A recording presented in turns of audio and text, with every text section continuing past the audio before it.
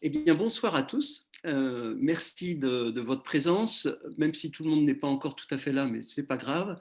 Euh, donc ce soir, je reçois Sophia Stril-Rever. Sophia, on se connaît depuis relativement peu de temps et je suis ravi de t'accueillir dans ces soirées en émergence. Alors sachez pour les nouveaux venus que c'est la 14e soirée en émergence, que j'ai commencé l'initiative de ces soirées à la faveur du premier confinement, qui a donc déjà eu 13 autres conférences que vous pourrez voir sur YouTube. Elles sont sur YouTube. Donc je vous invite à aller les voir. Et dans ces conférences, on a parlé déjà d'animisme, de véganisme, d'éducation, du projet Terra, de résilience alimentaire, de transition intérieure, d'intuition, d'intelligence collective, de dépasser ses limites. Donc voilà, on a abordé énormément de sujets. Et c'est pas fini puisque j'ai un invité prévu. Alors, il y a pas, la date n'est pas encore fixée, mais ce sera sûrement au mois de décembre maintenant, je pense. Et donc voilà, il y a d'autres invités. Donc n'hésitez pas à aller voir sur YouTube la chaîne Émergence. Je vous mettrai le lien dans le chat. Euh, Ça, c'était pour les émergences. Donc il y a aussi mon site, je le cite et puis après j'oublierai, mais qui s'appelle Émergence, que vous pouvez aller consulter et auquel vous pouvez vous abonner, donc qui s'intitule AIMERGENCES. Et les émergences, donc c'est un mot qui a été créé et que j'ai créé et qui signifie les petites pousses, les signaux faibles qui ont besoin d'amour pour réaliser leur potentiel. Donc déjà, ça fait un premier lien très, très direct avec Sophia, qui est la question voilà, on a des choses qu'il faut qu'on aime ou qu'on peut aimer. Et, euh, et alors, en fait, ce que j'ai envie de commencer par faire, avant de donner la parole à Sophia, c'est qu'en fait, Sophia vient de publier un livre. Alors, c'est pas pour ça uniquement que je l'ai invitée à la soirée, mais en fait, Sophia vient de publier un livre, et le livre s'intitule L'urgence d'aimer. Et en fait, euh, moi, j'ai en mémoire, comme vous tous d'ailleurs, la fameuse phrase de Jésus-Christ, aimez-vous les uns les autres, qui date de 2000 ans, un peu plus même. Et en fait, en réfléchissant à la soirée, je me suis dit, mais en fait, cette phrase, elle n'a pas, ou alors elle a été peu suivie, on va dire. Et peut-être que le mot d'urgence euh, est pour nous rappeler qu'il y a 2000 ans, le message nous avait déjà été proposé, donné, et qu'on n'a pas vraiment, on l'a pas vraiment suivi jusqu'à présent. Et donc, une des premières questions que j'aurais envie de poser à Sophia, c'est est-ce que l'urgence est en lien avec ce message d'il y a 2000 ans, ou est-ce qu'il est plus vaste? Est-ce qu'il s'y réfère ou pas? Euh, et, puis, euh, et puis donc, je vais, pour ça, en fait, je vais vous proposer un petit sondage, et puis vous allez répondre. Alors, j'ouvre le vote, et puis une fois que vous aurez répondu, on passera la parole à Sophia. Hop. Alors, vous verrez qu'il y a effectivement, comme Sophia, tu me le faisais remarquer, il y a beaucoup de réponses. Et j'ai mis en fait derrière les gens qui ont parlé d'amour. Donc vous verrez dans les réponses, il y a Saint-Augustin, il y a Cicéron, il y a Hugo, il y a Alain, il y a Serge Gainsbourg, il y a Bouddha, il y a Martin Luther King. Euh, et donc voilà, c'est des réponses à choix multiples, donc vous avez le choix. Et je vous invite donc à voter pour. Et puis si vous avez d'autres idées, je vous invite à les mettre dans le chat. Donc la question, encore une fois, pourquoi selon vous est-il urgent d'aimer?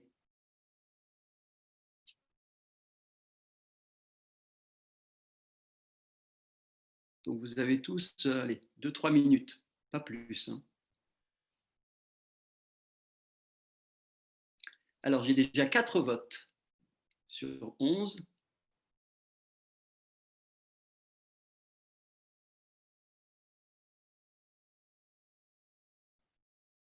7 votes, il y en a encore qui n'ont pas voté.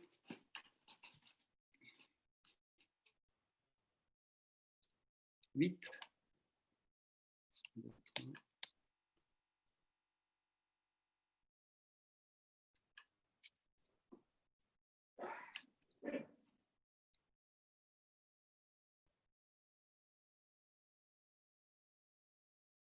Voilà. Alors bon, on va arrêter le vote, sauf s'il y en a un qui me dit qu'il est en train de finir de voter, qu'il voudrait encore 2 secondes. Donc je vais mettre fin au vote. Il y a 10 réponses. Ah, David, oui, tu as levé la main. Ah, tu l'as baissé. OK, donc j'ai 10 votes. Je mets fin au vote. Et attention, nous allons voir les réponses. Je partage les résultats. Alors, le vote de La Fontaine a eu beaucoup de succès. L'univers obéit à l'amour. Aimer, le reste n'est rien. Et puis derrière, on a L'amour, c'est la beauté de l'âme, Saint-Augustin qui se positionne bien, suivi de Bouddha. Et puis, en fait, c'est un vote assez équilibré. Hein. Tout le monde a eu des votes, y Question, compris donc. excuse-moi, j'ai une question parce que si tu ajoutes tous les pourcentages, on doit être à 250%. Mais c'est normal puisqu'on pouvait voter pour plusieurs réponses. Ah, d'accord. Voilà, voilà.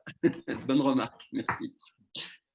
Alors, bah, écoute, Sophia, sur ce résultat de sondage, je vais te passer la parole pour un quart d'heure, 20 minutes, de façon à ce que tu puisses aussi nous présenter un peu, alors bien sûr de façon synthétique, mais quel a été ton parcours, où tu en es aujourd'hui, et si ce sondage et cette phrase de Jésus-Christ t'inspire quelque chose ou t'a influencé et dans la nécessité pour toi d'écrire ce livre qui s'appelle L'urgence d'aimer. À toi. Marc, de nous proposer cette rencontre ce soir. Merci de vous être rendu disponible. C'est une joie pour moi de revoir et d'en rencontrer de nouvelles. Là,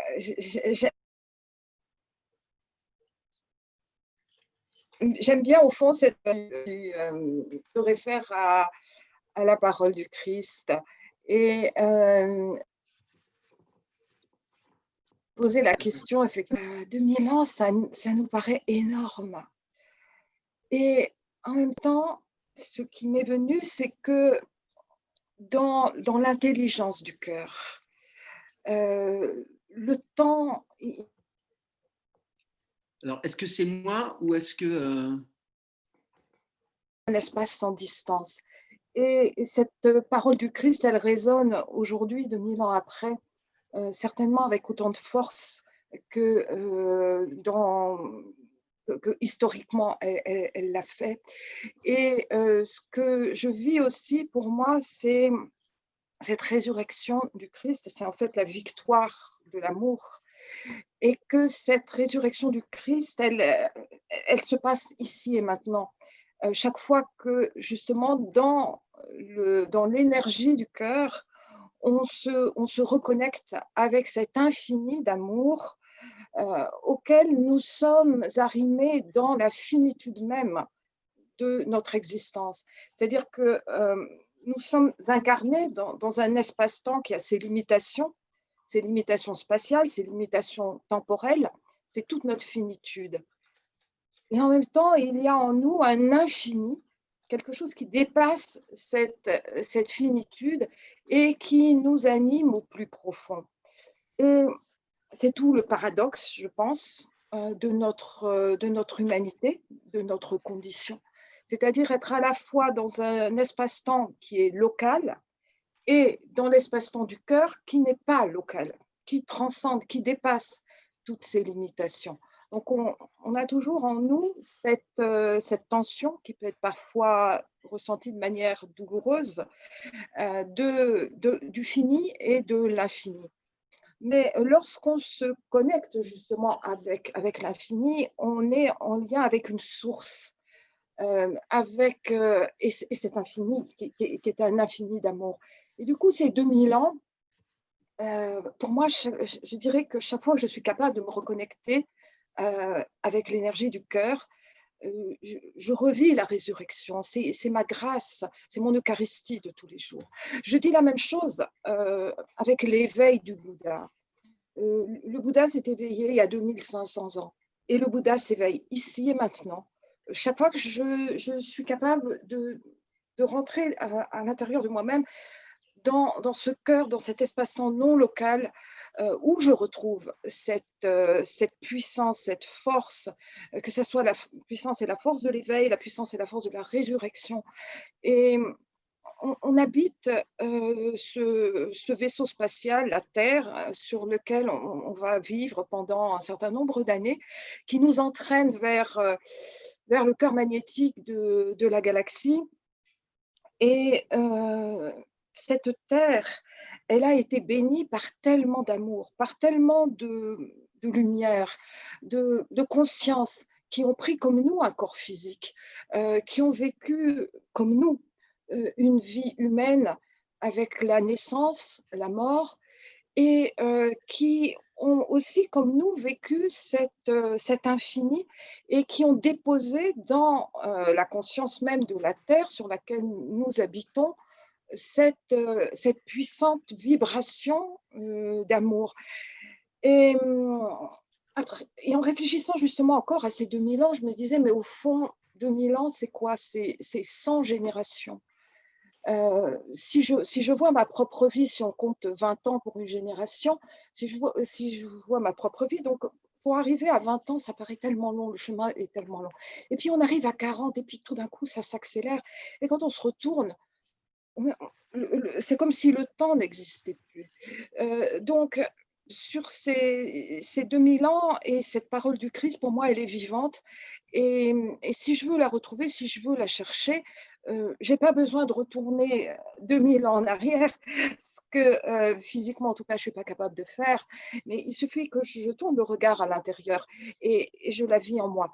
Alors, je ne veux pas non plus parler trop longtemps. Tu me disais, Marc, que quand je me lance, effectivement, après, ça risque de plus s'arrêter.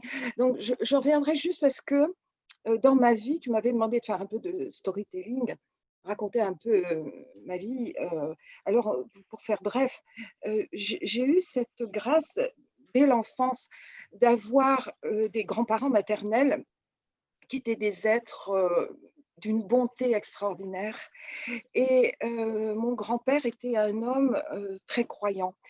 Il lisait tous les jours l'évangile de Jean et il me prenait sur ses genoux et il ouvrait l'évangile de Jean et puis il avait son index, il suivait les lignes, il lisait très très lentement.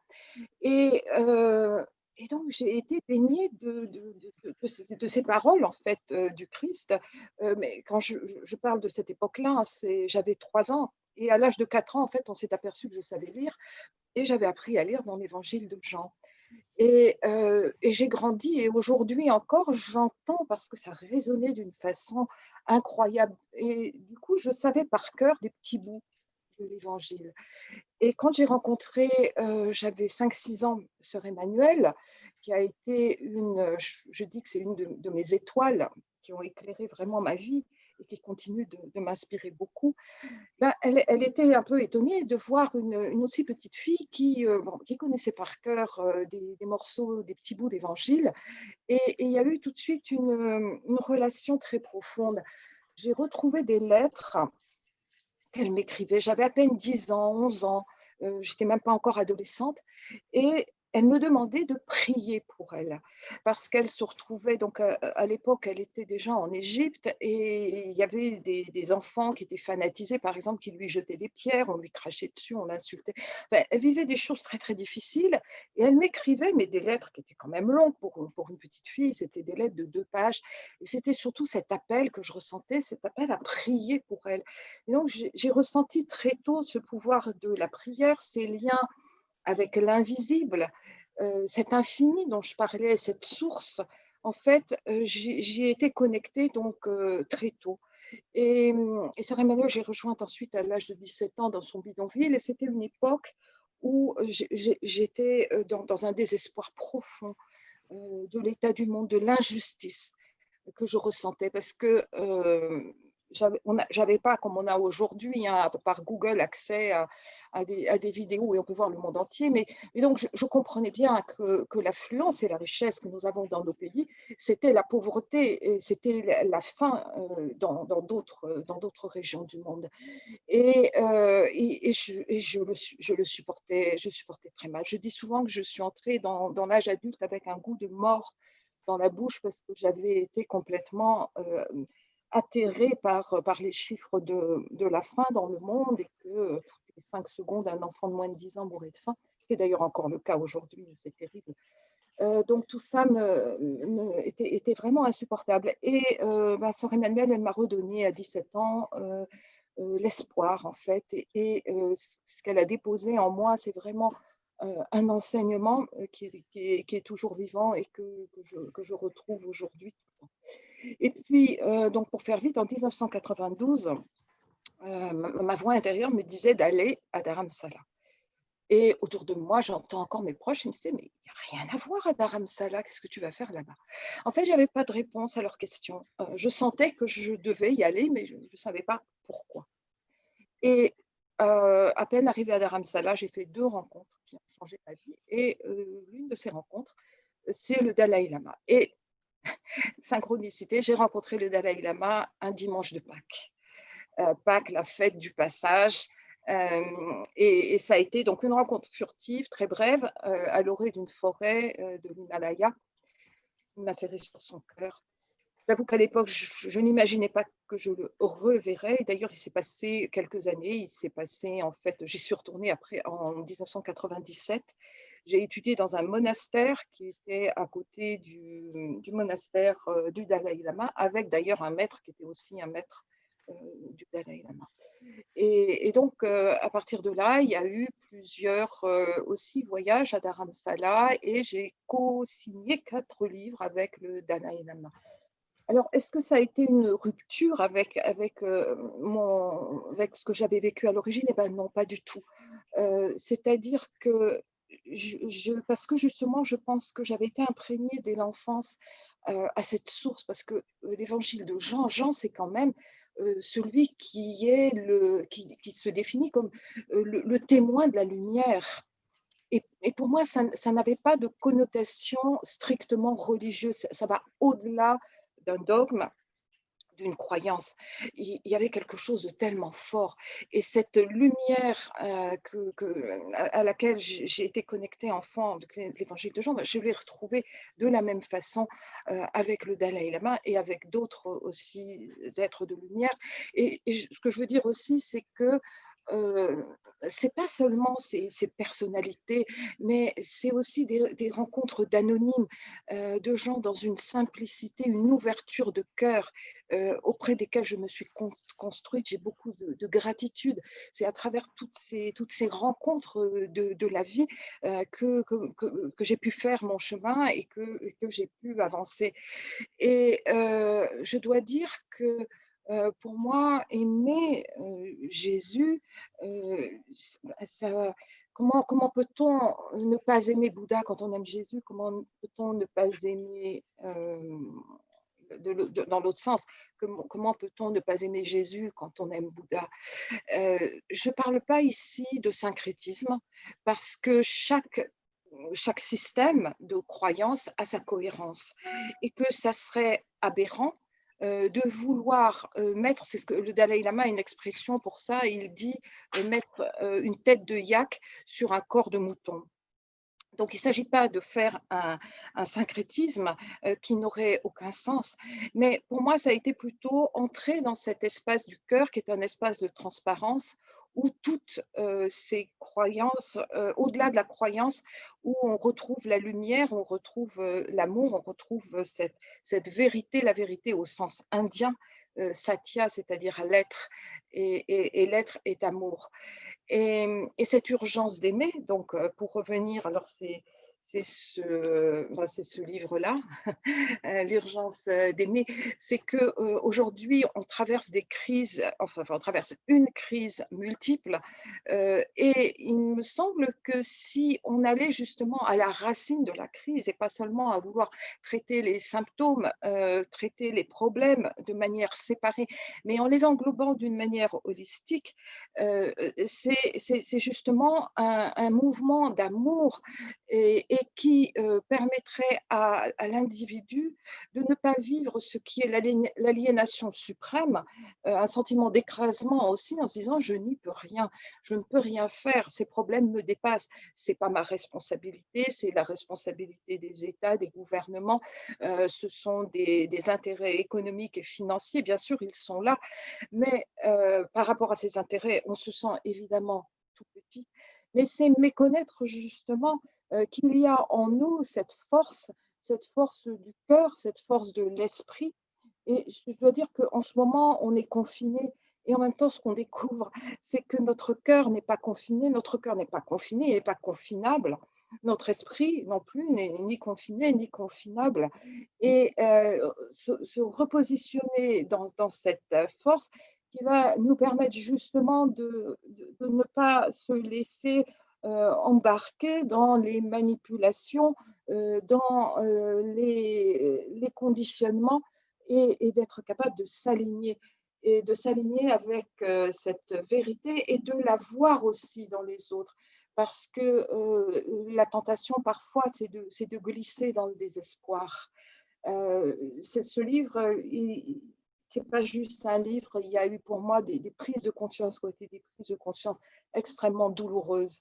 De voir notre planète magnifique partir en fumée, de voir ces cadavres de forêt, ces cendres, de voir l'agonie de milliards de formes de vie dans tous ces incendies, ces méga-feux qui, depuis 2018, ont embrasé la planète. Et puis aujourd'hui, cet autre feu qui est la fièvre du corona. Donc, à travers tout ça, ce qui m'est revenu, ça a été justement toute l'œuvre de Sœur Emmanuelle. Elle disait transformer les germes de mort en germes de vie. Elle ne faisait pas que le dire parce qu'elle l'a réalisé. Elle l'a réalisé dans des conditions au début qui ont été extrêmement difficiles. On connaît surtout la religieuse des plateaux télé qui tutoyait les célébrités et les chefs d'État. Moi, je l'ai connue aussi dans un autre contexte où elle était seule et quand on lui demandait justement comment elle avait réussi à sortir 40 000 personnes de la misère la plus terrible du bidonville du Caire qui était complètement laissé à l'abandon, eh bien, elle disait « je les ai aimés ». Et l'argent est venu, les sponsors, les aides sont venues, mais elles sont venues après.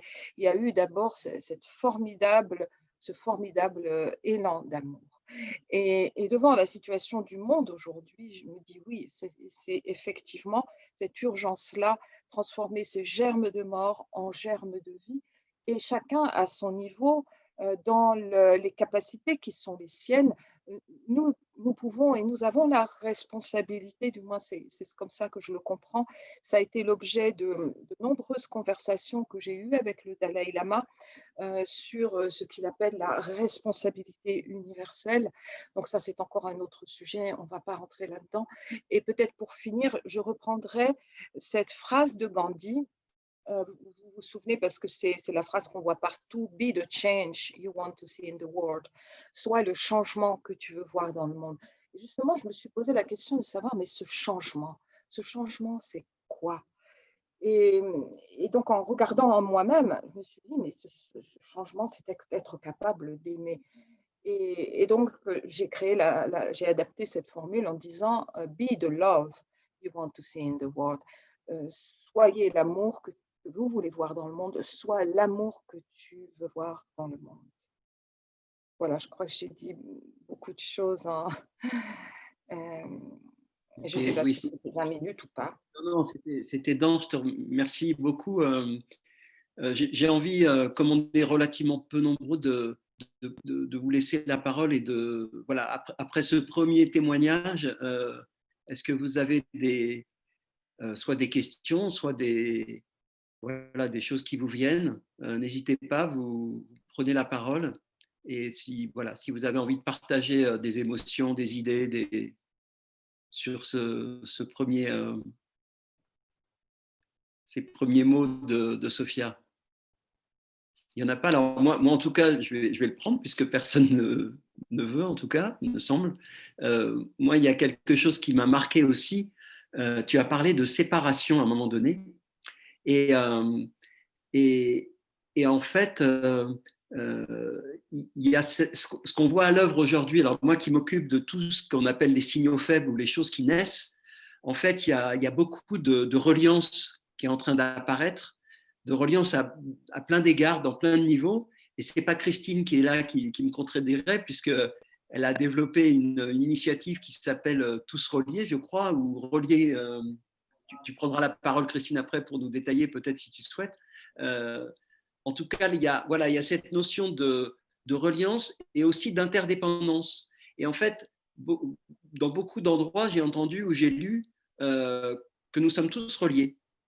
Et quelque part, peut-être, quand je t'entendais parler de vision holistique des choses versus la séparation que beaucoup d'entre nous encore vivent malgré tout, ce sentiment d'être séparés alors qu'en fait on est tous reliés, peut-être que l'amour c'est simplement de prendre conscience qu'on est tous reliés, à partir de là que les frontières sont...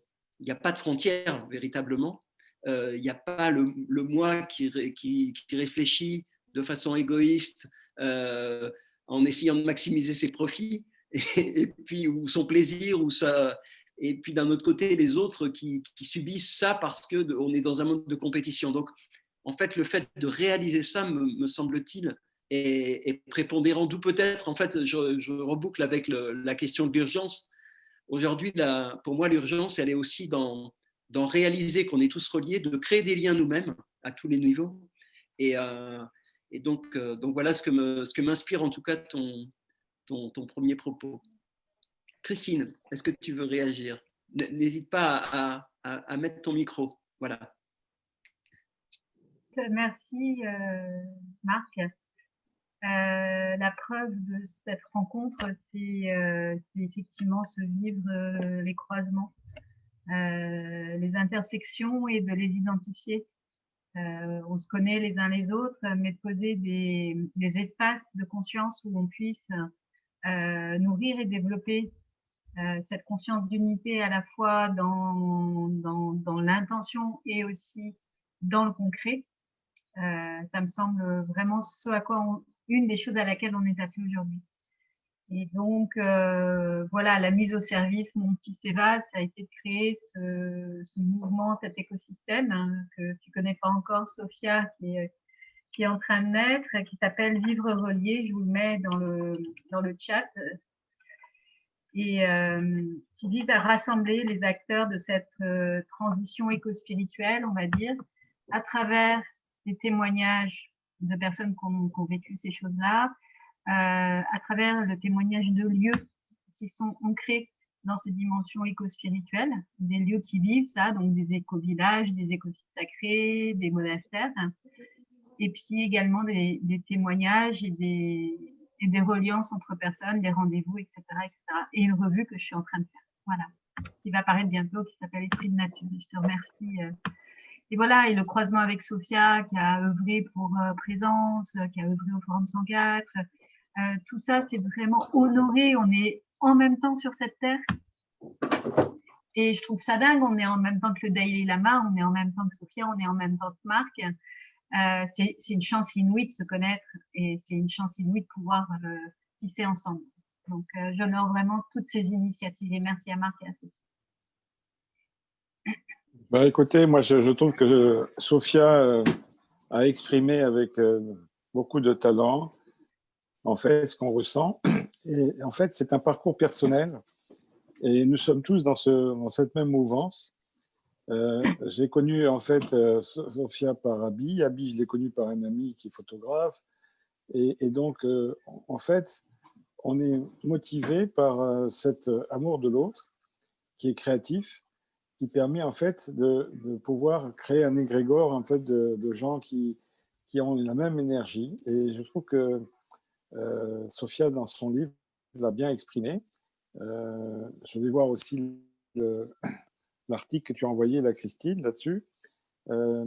Mais je voudrais que ça puisse être un moment je dirais, d'intelligence collective de tout ça, qu'on puisse vraiment avoir chacun qui puisse s'exprimer. Alors, il y a Anne qui parlait, qui était en phase avec le point, tu disais qu'il faut aller à la racine de la crise et non pas traiter les symptômes. Anne, peut-être tu veux expliquer ou commenter?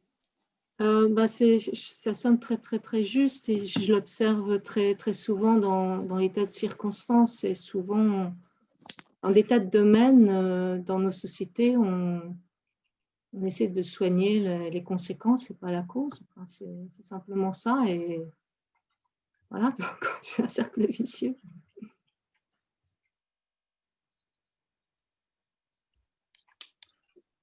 Et pour toi, Sophia, c'est la racine, comment tu la qualifierais, la racine de la crise ou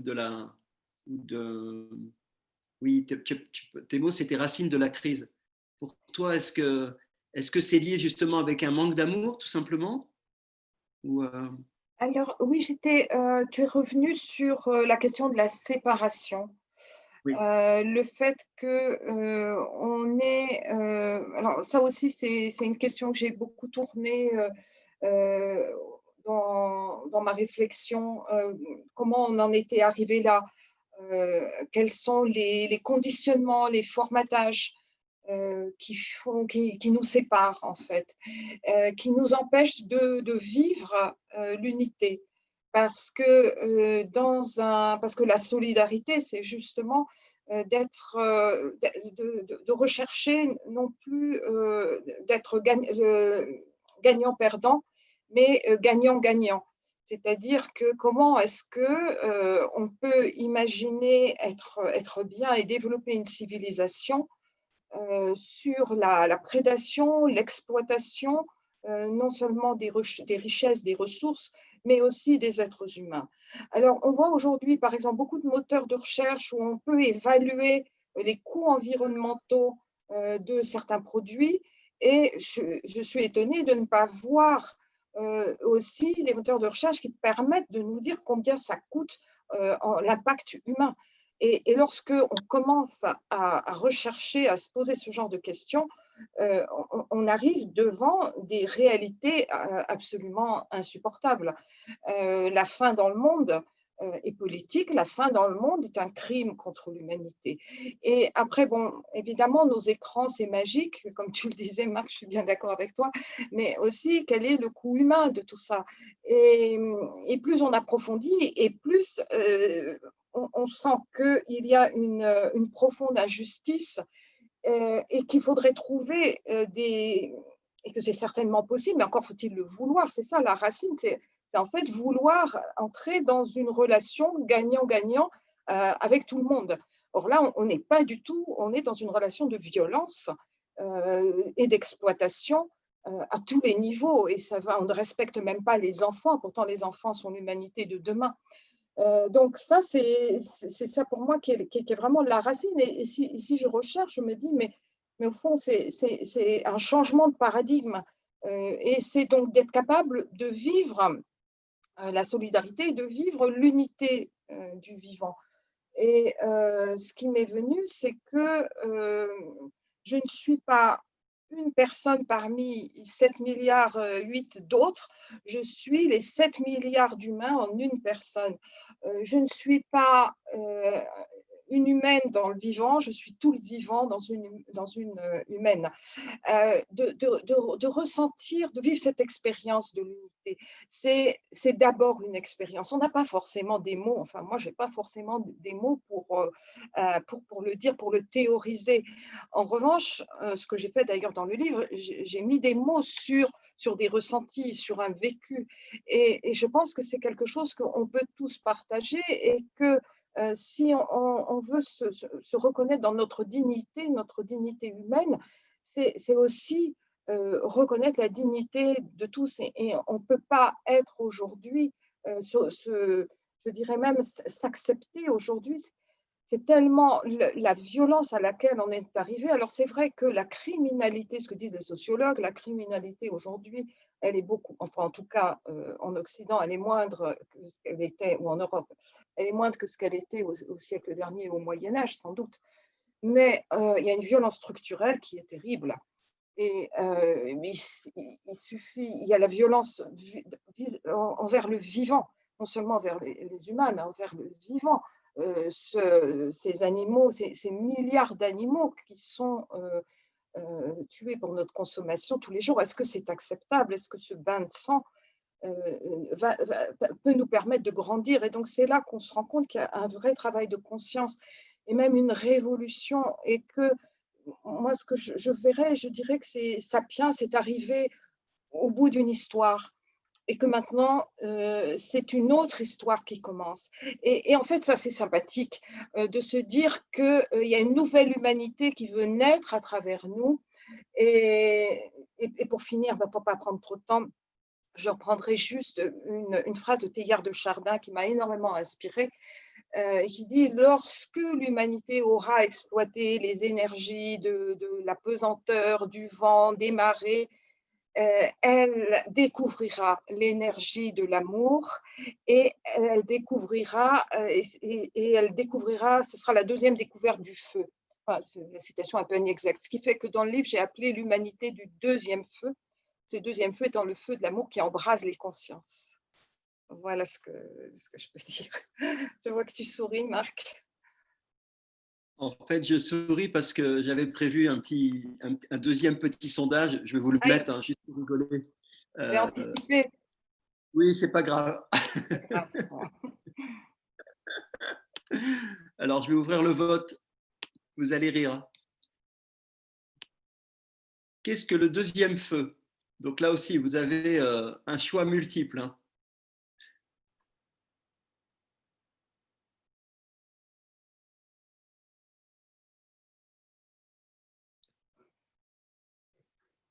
Bon, en sachant que Sophia vient de nous donner sa version du deuxième feu, en fait, hein.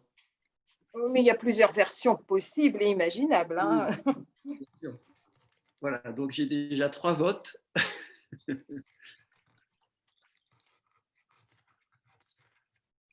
Et alors oui, le feu, en fait, c'est aussi, c'est ce que j'avais mis, si on prend les 3 lettres, ça fait foi en l'un.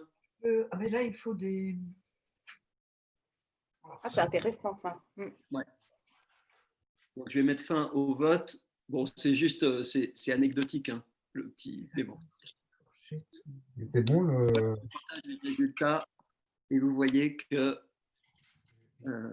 en fait, voilà, la foi en l'un a recueilli pas mal de suffrages. Et bon, mais je préfère quand même ta version du deuxième feu issue de la phrase de Teilhard de Chardin. Là. Oui, mais Je pense que ça se complète bien en fait. j'ai Oui. placé tout là. Chérie, essaye de mettre ça plus loin là, parce que après il faut tout nettoyer en dessous.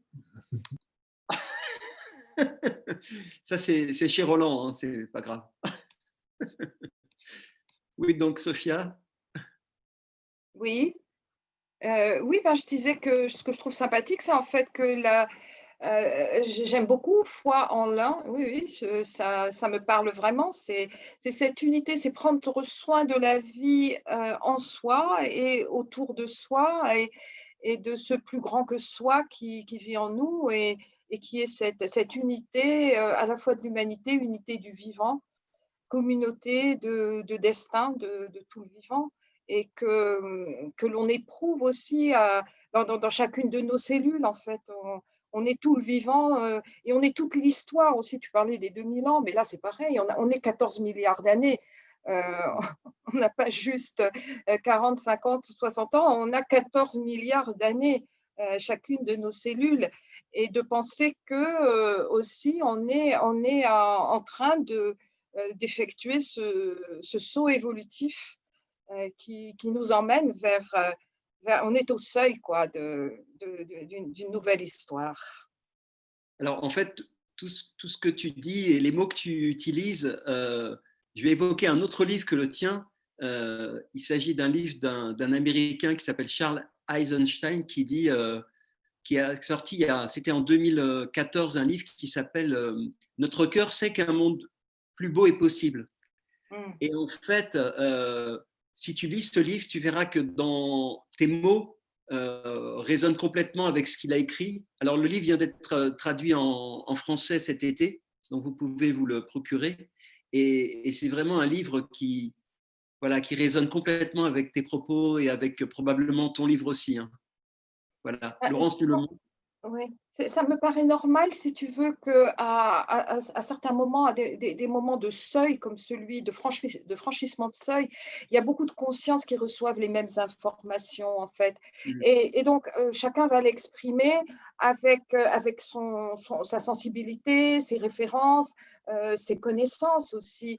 Et c'est ça qui est extraordinaire, parce que pour franchir ce seuil, justement, il faut qu'il y ait cette convergence et cette synergie. Donc, oui, je pense qu'il y a beaucoup de choses, mais même quand j'avais lu, par exemple, l'encyclique Laudato Si, mais c'était complètement, ça résonnait complètement avec les propos du Dalai Lama, ça résonnait aussi avec les propos de chefs indiens. Donc, on vit aussi cette grande symphonie aujourd'hui, et ça, c'est un signe d'espoir extraordinaire. Ouais. D'ailleurs, je ne sais pas si vous avez vu sur le net, il y a eu le discours du vice-président de la Bolivie. Absolument. Je ne sais pas si vous l'avez, pour certains, vu, enfin entendu, mais c'est un discours qui est magnifique en fait, et qui va bien au-delà de la portée nationale, parce qu'il y a un message très fort, notamment sur la nature et sur l'état de l'humanité aujourd'hui, qui ferait plaisir à entendre de la part d'un dirigeant européen, par exemple. Quoi. Mais pour l'instant, on en est encore un peu loin, je crois. Ben, ça fait son chemin, je pense, dans les consciences. Et ce que j'aime beaucoup aussi en me référant à des textes traditionnels, et je pense là au Sutra du Lotus, qui est un des grands classiques du bouddhisme. Et il disait que justement, dans ces temps qui sont ceux que nous vivons aujourd'hui, il y aurait des êtres qui surgiraient de la terre, et que le Bouddha avait en quelque sorte préparé des êtres qui sont pour l'instant à l'intérieur de la terre et qui sortiront. Et moi, j'avoue que chaque fois que j'ai eu l'occasion d'intervenir et d'interagir avec des Amérindiens, et pour moi, je voyais cette splendeur, cette beauté de ces êtres qui sont les êtres qui sortent de la terre et qui viennent apporter la lumière aujourd'hui à l'humanité dans l'impasse où nous sommes, pour nous permettre justement de nous donner l'énergie, cette puissance, cette énergie, cette force, qui est aussi la force de cette conscience de la Terre pour traverser l'épreuve. Alors, moi, j'ai une question à vous poser aussi à tous, c'est est-ce que, et notamment Christine et Abby, ça va résonner, est-ce que c'est pas dans des lieux où on essaye de réinventer la vie ensemble, donc tous ces fameux tiers-lieux, que cet état d'esprit, cet état d'être est pas le plus approprié. Enfin, je veux dire, il est natif quelque part dans ces lieux, non?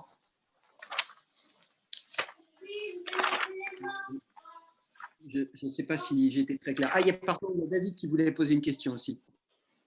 David. Oui, merci Marc. En fait, Sophia, tu évoques le principe de l'unité, et nous avons dans la Kabbale hébraïque, en fait, un grand kabbaliste Luzzatto qui s'appelle Ramchal dans le jargon du 18e siècle, fin du XVIIe siècle, et qui, en fait, est parti d'un raisonnement qui est tout à fait simple, qui est, en fait, c'est que s'il y a un créateur unique, c'est comme si au départ, il y avait une énergie résiduelle partout, et que cette énergie est énorme, infinie, et que de cette énergie est venue tous les mondes, et qu'en fait, nous sommes tous des parcelles de cette énergie, des traces de cette énergie.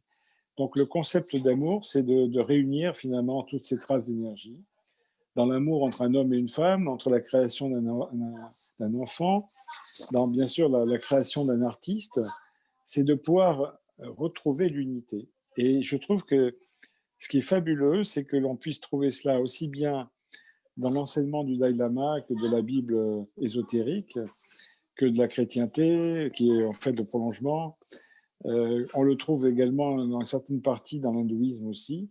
C'est effectivement quelque chose qui nous laisse à penser qu'on est tous en fait conduits par la force de l'énergie à retrouver finalement cette unité. Cette unité, c'est pas l'uniformisme, hein, c'est l'unité avec chacun sa différence, sa contribution. J'aime bien, vous connaissez l'image de c'est quoi Dieu? On dit, voilà, regardez cette montagne, elle est immense. Eh ben, quand on la regarde du nord, il y a de la neige, au sud, il y a des cailloux, à droite, il y a de l'herbe. Chacun la voit à sa façon. Voilà, donc c'est effectivement ma contribution à la réflexion. Ah oui, David, alors là, juste rapidement, je dirais, tu as évoqué uniformité. Et ça, quand on est dans l'uniformité, on est dans la forme de la croyance. On n'est pas dans l'essence de la croyance. Et au niveau de la forme, bien sûr, il y a des singularités. Mais lorsque on est au plan de l'essence, c'est là qu'on est capable d'être dans l'unité et vivre. Et lorsqu'on vit l'unité, en fait, on devient unique. C'est ça qui est extraordinaire. On est unique et relié parce qu'on est dans l'unité. Ça, c'est, encore une fois, c'est du vécu. Là. Je ne ferai pas de la philosophie, j'en serais bien incapable. Non, mais je souscris complètement. C'est bien d'avoir insisté sur l'unité n'est pas l'uniformité. C'est très clair. Oui, oui, oui. Alors, s'il n'y a pas de remarques ou de questions, j'ai une autre petite question à vous poser que je vais faire sous forme d'un sondage. Je vais le lancer. Hein. Il y aura eu beaucoup de sondages aujourd'hui. C'est une bonne idée. Alors, j'ouvre le vote.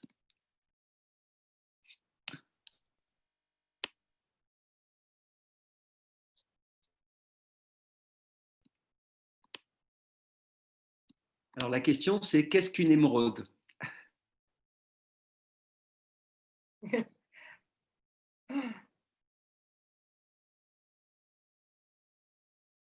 Allez-y, votez, votez.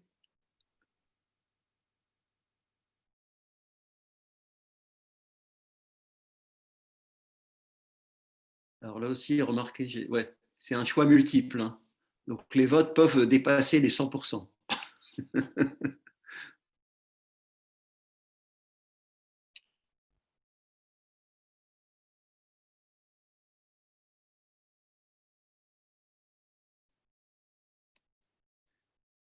Alors, on va arrêter, sauf s'il y en a un qui... Je pense que Roland, il doit être occupé, et Patricia peut-être... bon, il y a 6 votes. Encore, non, ou pas? Bon, je mets fin au vote. En tant que côte, je ne peux pas, c'est bizarre. Ah oui, je comprends, ok. Donc, je vais partager les résultats. Alors, donc pour vous, une émeraude est une pierre précieuse.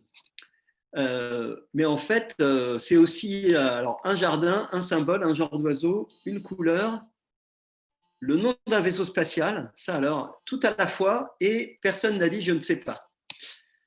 Alors en fait, je vais laisser la parole. Alors moi, je suis allé voir sur le dictionnaire, en fait, dans Wikipédia même, et il se trouve que, alors c'est une pierre précieuse, ça, vous avez tous répondu pratiquement que c'était une pierre précieuse.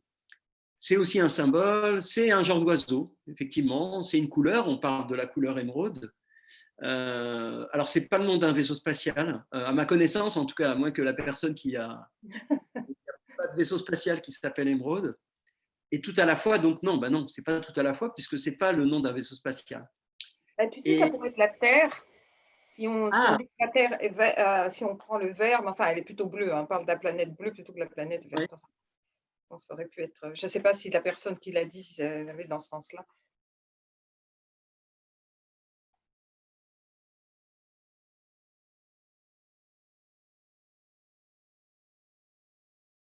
J'entends plus. Je sais pas, j'entends plus. Marc a disparu. Je pense qu'on a perdu Marc. On a perdu Marc, oui. Ah. Donc, est-ce qu'il y a un nouveau message? message. Donc, on peut enchaîner avec, du coup, en attendant que Marc revienne, sur la notion de l'émeraude. Et donc, peut-être Christine, tu veux parler de ton projet? Non? Écoutez, moi, ce que je vais vous proposer, ce qui me vient à l'instant. À Marc est de retour. Et en fait, il est 19h et c'est le temps de l'Angélus. Et à l'île aux Moines, il y a un carillon. Et à chaque fois qu'il y a le carillon, je me fais un instant de vigilance et ça dure quelques secondes. Et je vous propose de partager quelques secondes de silence. Super. Est-ce que ça vous va? Tout à fait. Bravo, Christine. Après, tu nous parles de ton projet. 1 minute, c'est bien pour vous?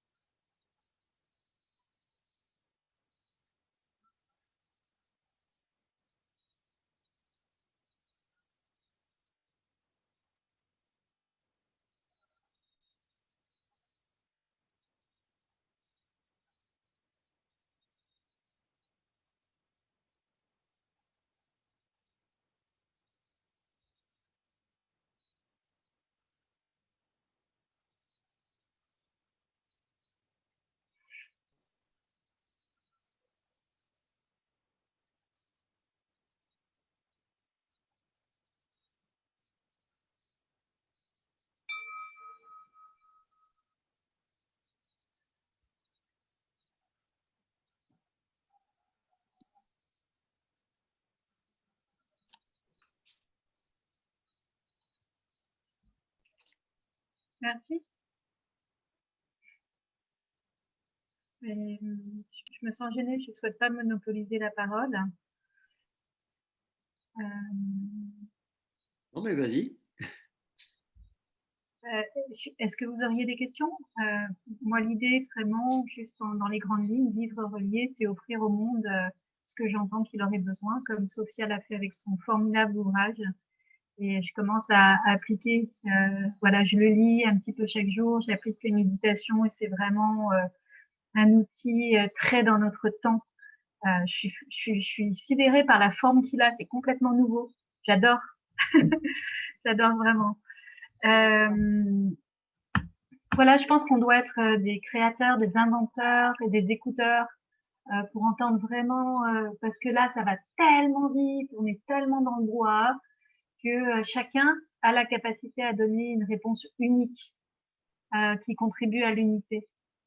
Parce qu'en étant unique, on est aussi universel. Et je pense qu'on peut vraiment jouer sur cette confiance qu'on a chacun, notre note dans la symphonie à apporter, mais relié au cœur, relié à la foi, relié à une écoute profonde et qu'on est tous des tisserands. Voilà.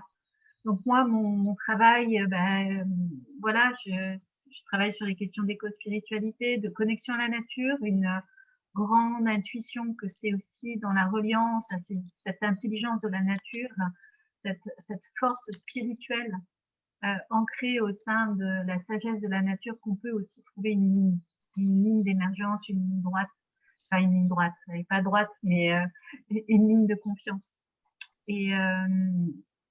Et donc, dans le projet Vivre relié, c'est vivre relié à soi, aux autres, à la nature et à plus grand que soi. Voilà, ça, c'est la ligne d'intention. Et on offre des outils pour expérimenter ça. Voilà. Donc, si vous avez envie de nous rejoindre, ça m'évitera de travailler toute seule sur mon ordinateur. On est en émergence de projet. Il y a beaucoup, beaucoup de choses à tisser, à créer, chacun avec sa couleur. Donc, voilà, découvrez. J'ai mis le lien, c'est vivrerelier.org. Et là, le premier numéro de la revue va paraître et ça s'appelle Esprit de nature, la revue qui relie. Voilà. J'ai pas entendu le nom, Christine, de ta revue. Esprit de nature. Tu ne fais plus Présence alors C'est fini, j'ai quitté Présence. J'ai quitté le Forum 104 et j'interviens en tant que facilitatrice du travail qui relie, d'ateliers au jardin, de choses comme ça, concrètes, de méditation pour la terre, comme tu as pu le voir, qui sont, de ce que j'ai compris, qui est le créneau que tu as laissé libre le lundi soir. Et donc, c'est un espace que tu as chauffé.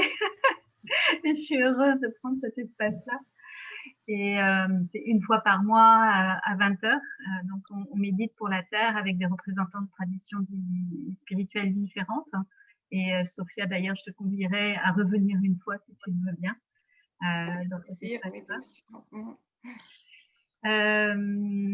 Voilà, c'est toute une série de propositions qui vont parler à la tête à travers des conférences, des articles, etc. Au cœur à travers des pratiques, au corps aussi à travers des pratiques, à l'intuition, des choses artistiques. Donc, c'est bien que je quitte Présence. Présence était ciblée sur une certaine direction. J'ai fait mon travail. Et maintenant, je vais vraiment dans mon corps de sujet qui est cette dimension éco-spirituelle et de connexion à la nature. Voilà. Et je ne souhaite pas prendre plus de place parce que là, je commence à devenir rouge. Et merci de votre écoute et merci de cette organisation.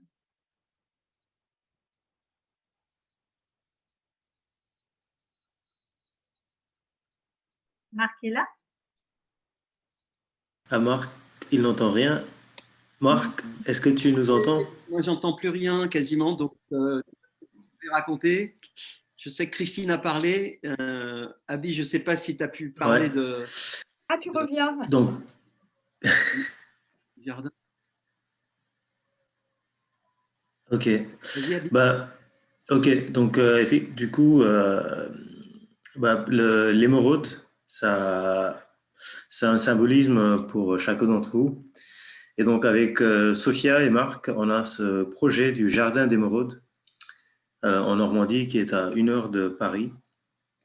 Et voilà, de créer ce lieu, comme Christine, le lieu, des lieux que Christine suit, par exemple. Donc, l'idée, c'est que dans ce lieu, on arrive à lier ces 3 axes de l'écologie, l'esprit et l'innovation. Et voilà, c'est toute une histoire de relier, créer une communauté, des gens qui sont aussi sur ce chemin, cette recherche de s'améliorer, améliorer le monde.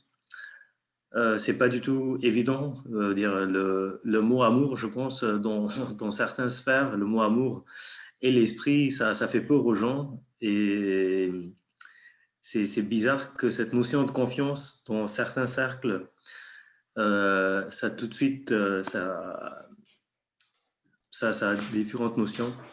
Mais sinon, on voit que partout, il y a cet essor de reliance, de communauté. Et donc voilà, c'est le jardin, ça s'appelle Jardin d'émeraude. Et comme les émergences, il y a A-I-M-E. Donc émeraude s'écrit A-I-M. Je vais mettre le lien, voilà. Donc le site est en construction. Et j'ai anticipé la question d'Anne.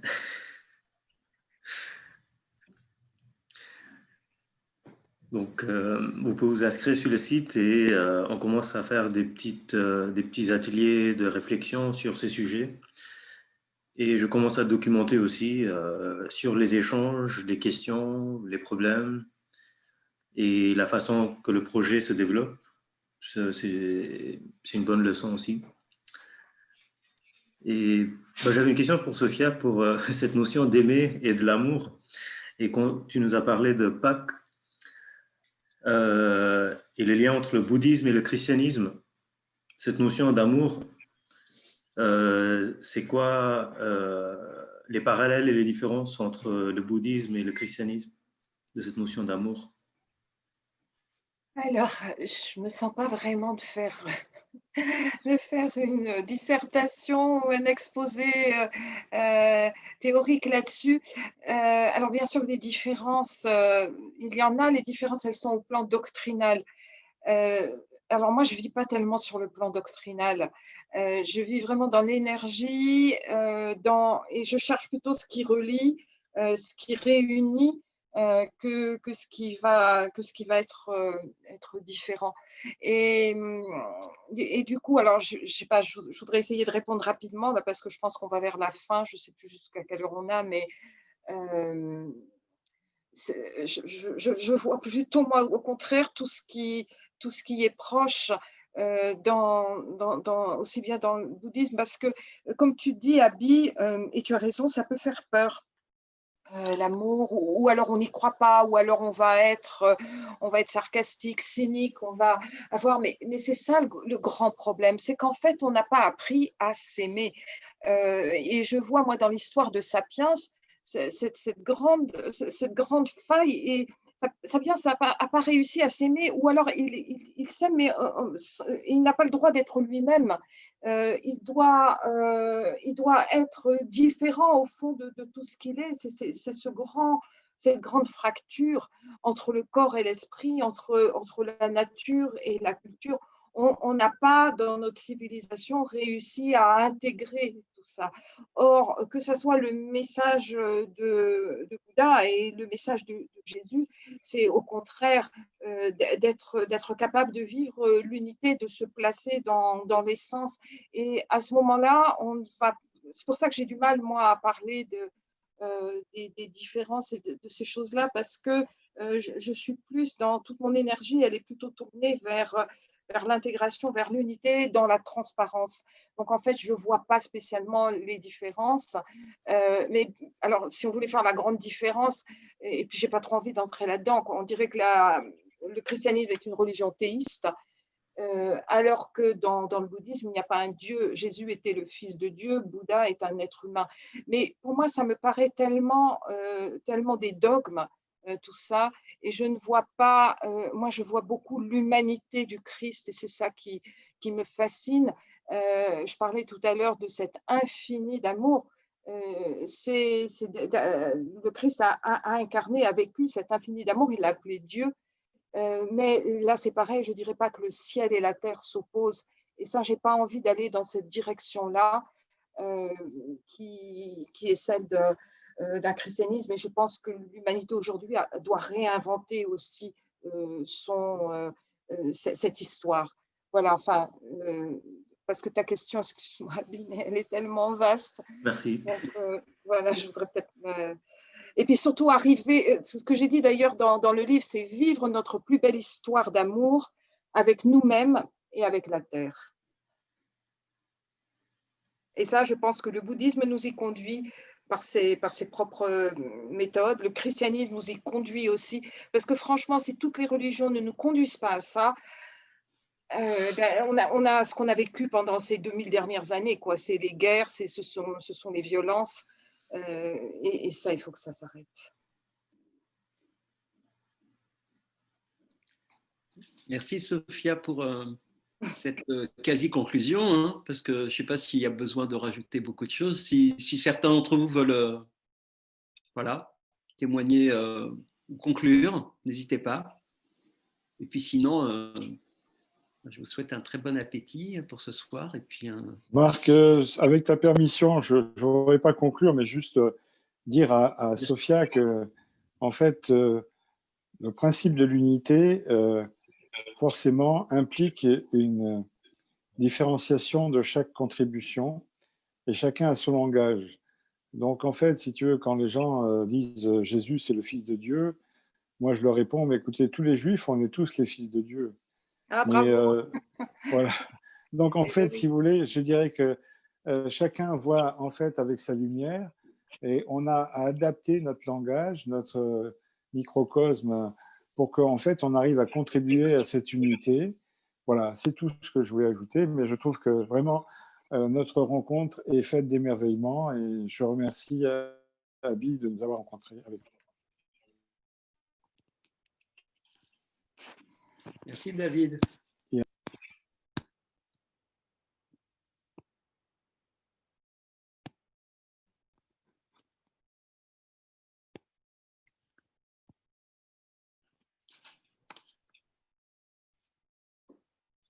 La parole est au centre, ou alors on va simplement se dire au revoir et à une prochaine.